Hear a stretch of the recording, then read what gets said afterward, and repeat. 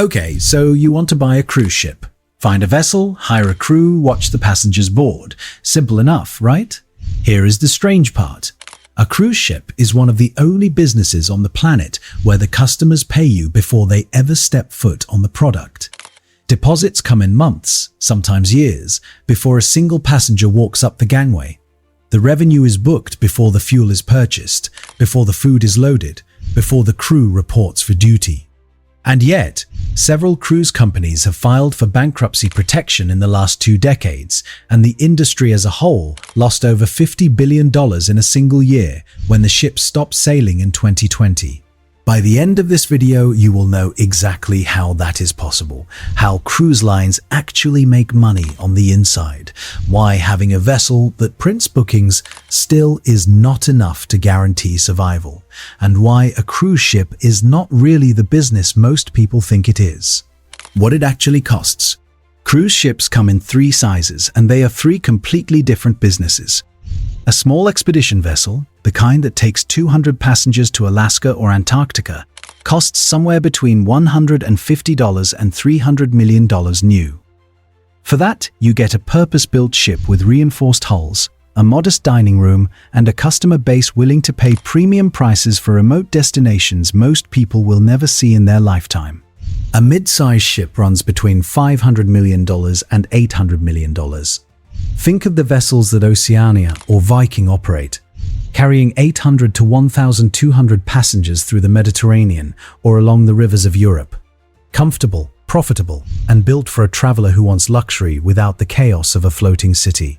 And then there is the top of the pyramid. Royal Caribbean's Icon of the Seas, launched in 2024 at a cost of $2 billion. It carries 7,600 passengers, has 20 decks, 6 water slides, an ice skating rink, and a neighborhood of themed zones that resemble a small Las Vegas resort more than anything you would traditionally call a ship. But the vessel is just the beginning. 2 costs almost nobody outside the industry talks about. The first is the port infrastructure. Every time a large cruise ship docks, the line pays port fees that can run between $50,000 and $500,000 per call, depending on the destination. A ship doing 200 port calls a year at an average of $150,000 each is spending $30 million before a single passenger buys a shore excursion. The most popular destinations, places like Cozumel, Nassau, and Santorini, have started capping arrivals because the volume of cruise passengers has become politically unsustainable. When a port closes to your ship, your itinerary loses its selling point overnight. The second is fuel. A large cruise ship burns roughly 80,000 gallons of marine fuel per day at sea. At current prices, that is somewhere around $200,000 every single day the ship is moving. When oil prices spiked in 2022, Carnival Corporation reported fuel costs of over $3 billion for the year across its fleet. There is no way to hedge that completely. You buy fuel forward contracts and hope the market does not move against you faster than your pricing can absorb it. Where the money actually comes from. Now we get to the question that actually matters. How does a cruise line make money? The answer most people give is ticket sales. And they are right, but they are only seeing the surface of it. The cruise industry has a term for what passengers pay to get on the ship. Net per diem. It is the revenue per passenger per day, after accounting for the cost of getting them there, the commissions paid to travel agents, and the discounts used to fill the ship. On a mainstream vessel like a Carnival or Norwegian ship, the net per diem runs somewhere around $50 to $80 per passenger per day. On a luxury line like Regent or Silversea, it climbs above $300. That number sounds reasonable until you realize a 3,000-passenger ship sailing 365 days a year at $65 net per diem generates roughly $71 million in ticket revenue annually.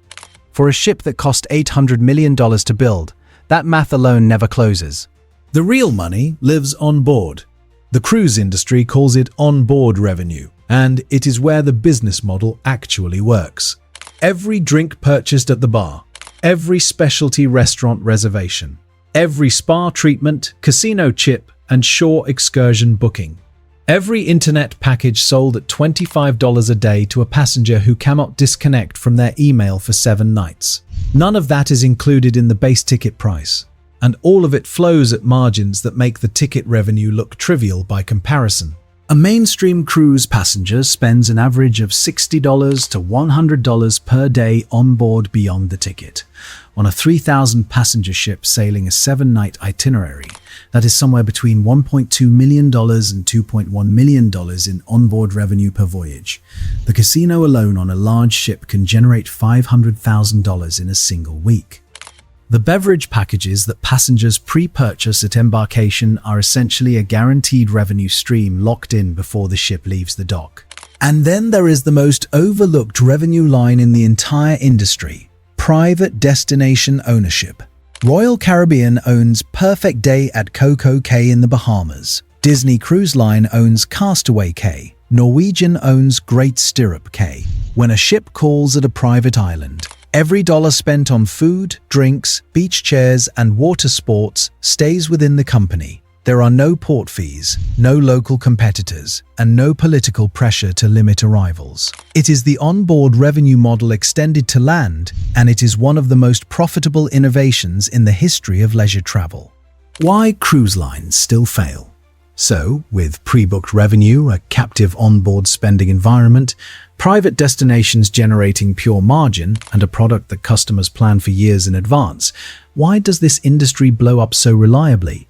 The short answer is fixed costs, and the longer answer is that a cruise ship is a fixed cost machine that never stops running. A large ship employs 2,000 to 2,500 crew members. They are paid, housed, and fed whether the ship is full or sailing at 60% capacity. The debt service on a $2 billion vessel runs to hundreds of millions of dollars a year, regardless of how many passengers booked that quarter. When occupancy drops, the revenue falls, but almost none of the costs follow it down. That is the structural trap at the center of this business. The pandemic made that trap visible to the entire world. In March 2020, the CDC issued a no-sail order for all cruise ships operating in United States waters. The ships did not stop accumulating costs. Carnival Corporation, the largest cruise company on the planet, was burning through $500 million per month, with zero revenue coming in. It raised $6.5 billion in emergency capital in the first 6 months of the shutdown just to survive. Norwegian Cruise Line took on billions in debt at interest rates that would have been unthinkable 2 years earlier. The industry did not just lose money in 2020, it nearly ceased to exist. Two patterns show up in almost every major cruise industry failure. The first is overcapacity. When every major line orders new ships simultaneously, the total number of berths in the market grows faster than the number of people who want to fill them.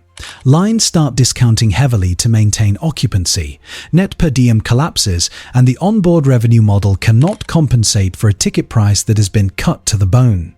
The second is a single catastrophic event. The Costa Concordia ran aground off the coast of Italy in January 2012, killing 32 people. Costa Cruises, the operating line, saw bookings fall 30% in the weeks that followed. One ship, one night, and a decade of brand building evaporated. The real numbers. The economics of this industry sit in a strange place. A cruise ship generates revenue in ways that most hospitality businesses can only envy. The pre-booking model provides cash flow clarity that hotels and airlines never have. The captive audience on board spends freely and reliably. The demand for cruise vacations has grown every single year for 4 decades, with one exception. That exception nearly ended the industry. Scenario 1. A small expedition ship carrying 200 passengers at a luxury price point. Average ticket revenue of $500 per passenger per day on a 10-night voyage. Total voyage revenue around $1 million. Operating costs for a vessel this size run roughly $35,000 to $50,000 per day. At full occupancy, margins are strong, and the customer base is loyal enough to rebook before they disembark. Scenario 2. A large mainstream ship carrying 4,000 passengers. Ticket revenue alone generates over $100 million annually. Onboard revenue adds another $80 to $100 million on top. Total revenue approaching $200 million per year on a single vessel. Against debt service, fuel, crew, port fees and food costs, net margin lands somewhere between 15 and 20% in a strong year. Royal Caribbean reported $13.9 billion in revenue in 2023, its highest ever, with a net income of $1.7 billion. The comeback from zero was faster than almost anyone predicted, because it turns out that people who love cruising really truly love cruising. The demand came back before the debt did. So if you do decide to buy a cruise ship, just remember the one rule that separates the lines still sailing after 50 years from the ones that became cautionary tales. The passengers are loyal, the costs are not. Manage the costs.